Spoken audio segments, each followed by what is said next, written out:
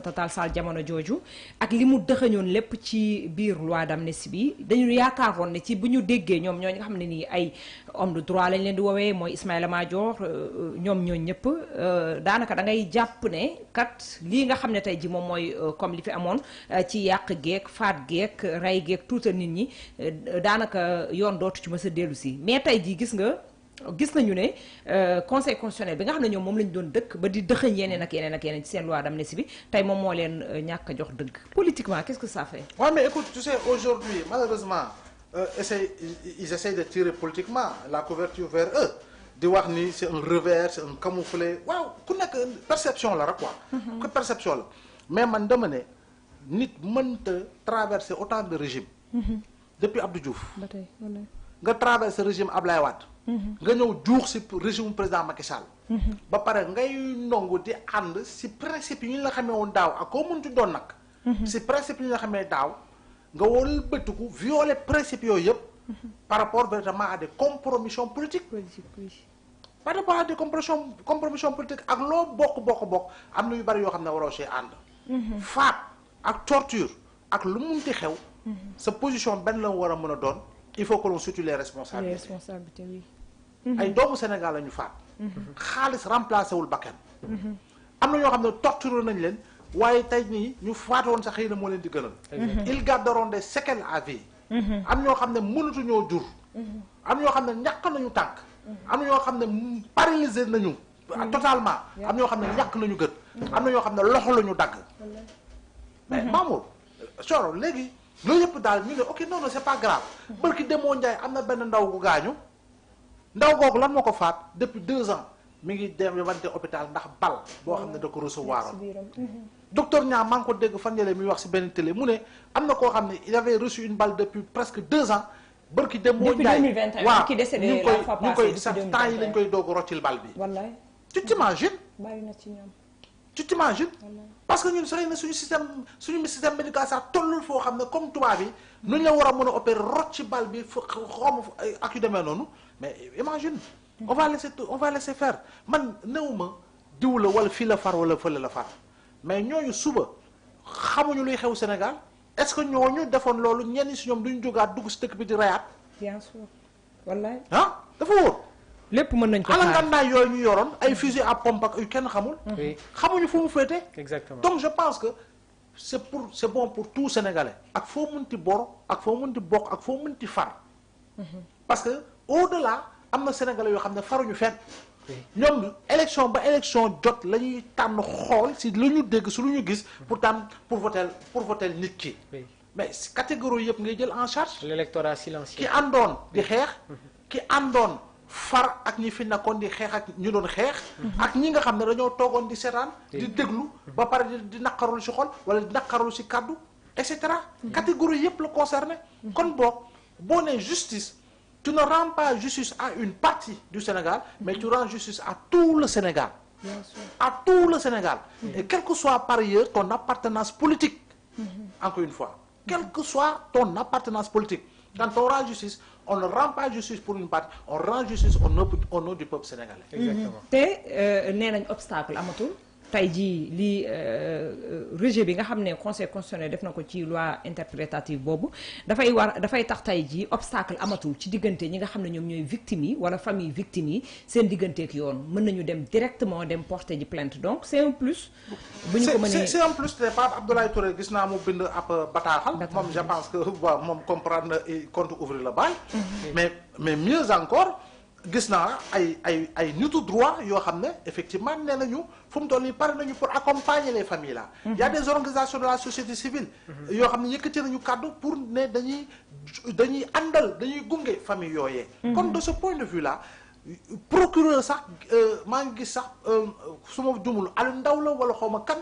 koo xam ne daal magistrat la woon mu ne sax jamono ji sax procureur su ko neexee sax mu auto-saisir donc buntu yu bari na buntu yu ubbi bari na donc juste pour dire que du chasse aux sorcières te bu doon chasse aux sorcières sénégalais yi génn jàkkaarloo ne chasse aux sorcières moo fi dul am n'est-ce pas du pour éliminer un adversaire politique parce que tamit gisuñu benn manœuvre wala benn jéego boo xam ne nga naan lii c'est pour éliminer un adversaire politique parce que quand même adversaire politique sur le plan politique amagul lu ko définir pour ne kii attention c'est le leader ou ce sont les leaders de l'opposition d'une opposition boo xam ne am na dayo am na doole amu ko fi ki am 34% mooy Amadou Ba moom mi ngi noppaleku loolu la wax dafay jël repos jël na congé yaa ngi dégg mi ngi lekk ay banane di yey pomme di lekk di naan café léegi ñu si des ñëpp calculel 2% 1% la 2% 1% yi la donc amagul lu taxaw sur le plan politique laa wax lu taxaw waaw mu doon de lu taxaw gum jamono ji lu taxaw affirmé wu ba nga ne attention kii nii fi ñu jëm defe naa mooy raw ay maasam amu ko fi kon boog munoo soupçonner ay relents politique ou pratique politicienne pour éliminer qui que ce soit. Exactement. Donc de ce point de vue-là, ce que les Sénégalais réclament, c'est la justice. Et rien d'autre que la justice au nom du peuple sénégalais. Parce que itamit boo amul mbokk boo xam ne gaañu na wala gaañu na ci xam nga ko am mbokk bu gaañu wala bu gaañule wala koo xam ku mu xam koo xam ne gaañu na gaañule la. donc c'est le Sénégal en miniature bu ñu ko fàttee. Sénégal balaa ngay xam ne ñu bari bokk nañu xamante nañu rek. jëye am. c'est vrai. jëye am. Tu as vu de lors de ces manifestations nga dugg si koñ mu am ay ñetti dëj. ay ñetti dëj. si manifestation yi nga dugg si koñ mu am ay ñeenti dëj. si manifestation yi. mais c'est dur. Et combien de jeunes ont payé un lourd tribut pour certains qui n'ont jamais rien fait et qui ont fait des mois en prison. bu ñuy jàpp suñu naataangoo Serigne Saliou Gueye dama ànd ak Nena Aïcha j'ose citer son nom parce que sama nit la. voilà yaa ngi dégg. léeg-léeg maa koy defaral café léeg mu defaral ma café. nen tu vois voilà donc moom si boppam bu ñu àndee di seeti suñu grand boobu Serigne Saliou man j'ai rencontré deux jeunes filles yoo xam ne dañu doon seeti seen mag bu góor.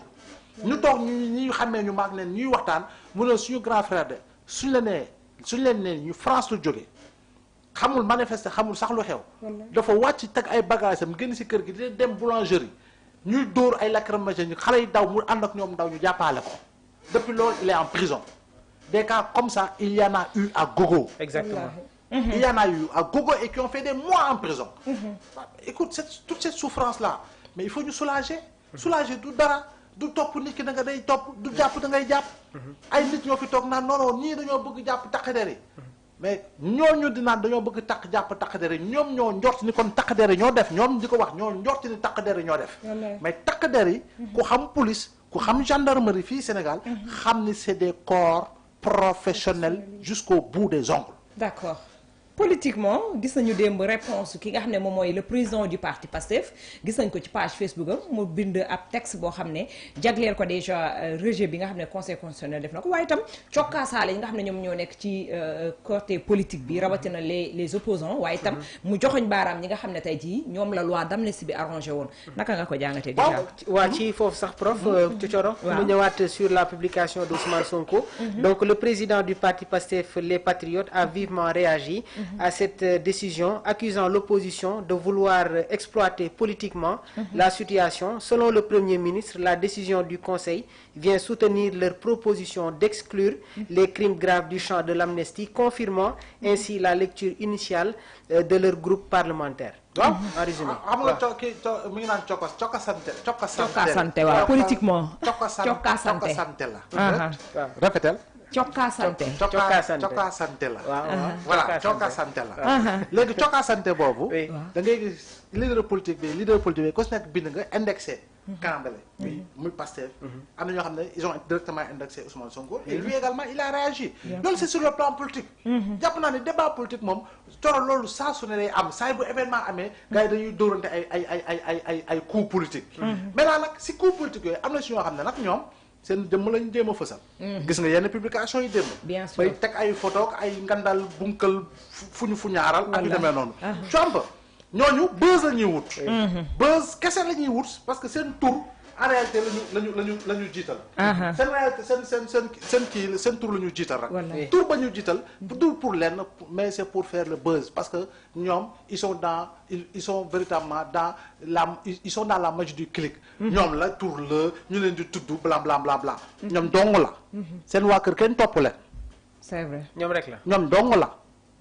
seen waa kër kenn topp leen. bu ñu defoon élection seen biir kër ñu ñàkk ko. wallaay am na si ñoo xam ne nee nañu ay chef de parti lañu. ñoom la ñooy sëkk président parti bi seen jabar mooy président mouvement national des femmes seen doom mooy mouvement des jeunesses. doy na waar de. non c'est la vérité. c'est vrai. seen saal la ñuy toog. instant bu ñuy ataaya. papa ji di dicté yaay ji mu yor ordinateur doom jeey ataaya. bu ñu paree doom ji ñuy jox moom muy dem tirer affaire bi ñu def communiqué du parti nangam. Alors, prof, donc actuellement, juste pour dire que dans l'opposition, il y a des figures et des leaders sérieux. Très sincèrement, il y a des partis sérieux. Mais de mener assainissement du landerneau ou véritablement des entreprises d'affairistes politiques, il faut nous dire par rapport à une rationalisation. Tant que nous ne serons pas dans la rationalisation, nous partis partant véritablement de lois préétablies, nous nous continuerons de vivre li nga xamné moy ay pratiques politiciennes tous les jours, toutes les semaines, toutes les heures, toutes les minutes, toutes les secondes. Xam nga ñoo xamné ñom plateau rek lañuy wër. Bu ñu démé plateau fëgg tam ba deba rodëgga jëmba boum boum boum ñu leen di inviter fu né. Bu ñu démé élection jot bu démé élection jot. Mané la permanence sax bokay wër ñom amuñu ko. Wallahi. Il faut quand même que l'on arrive à prendre véritablement des mesures pour défendre. Parce que landerneau politique au Sénégal yàgg na riche. Si biir pouvoir dafa yàgg am ay hommes de valeur et jeunes de valeur. Man bi fi Benno di nekk Macky di nekk. yàgg naa wax ni dans Benno et dans l'APR il y a des hommes, des femmes et des jeunes de valeur. Je l'ai toujours dit. mënoo ko dingi Mamour. am na si nguuru président Macky Sall ñoo xam ne nommé nañ leen durant toute leur nomination. Ils se sont évertués à travailler pour le Sénégal. Amna ci. Bien sûr. Amna ñoo xamne jamono ji ngi tëddee njaaxaanaay parce que xam nañu xel ni amul lu leen di toppee lu toll ni tarafatal ay. Amna ci. Mais est-ce que tout le monde peut être mauvais? Mais professeur, est-ce que tey jii nii le système politique sénégalais n'a-t-il pas été révolu avec l'ascension du tandem Diomaye-Sonko? Ouais, mais xam nga le problème du lenn. Aujourd'hui, nga bëgg nga bañ. Il y a une révolution qui se dessine. Oui. Et cette révolution, elle est basée sur une alternance générationnelle. C'est inédit au Sénégal. Inédit. Inédit. Parce que aujourd'hui, ce sont les jeunes qui gouvernent. Mme Biram Wade a eu raison d'écrire un ouvrage. Oui. La jeunesse prend le pouvoir. Oui. Si ministre, si directeur général, si président du conseil d'administration. Jamais. Nous avons autant de jeunes à autant de postes de responsables, dans autant de postes de responsables. Donc, masse bobu da fay mag ak xalé yi nga xamné amaguñu 18 ans. Masse gogu da fay mag ak xalé yi am 15 ans. Masse gogu da fay mag ak xalé yu am 13 ans. Comme donc il faut nga am un discours adapté. Il faut que tu sois dans l'intelligentsia de la pensée pure. Il faut que tu sois auprès des populations avec le discours qu'il faut et éviter le populisme. Parce que le populisme, durée de vie dafa gàtt. Populisme, durée de vie dafa gàtt. Gis nga boy dagal di saga, di ñom rek di cop-coparet. Ma la wax li.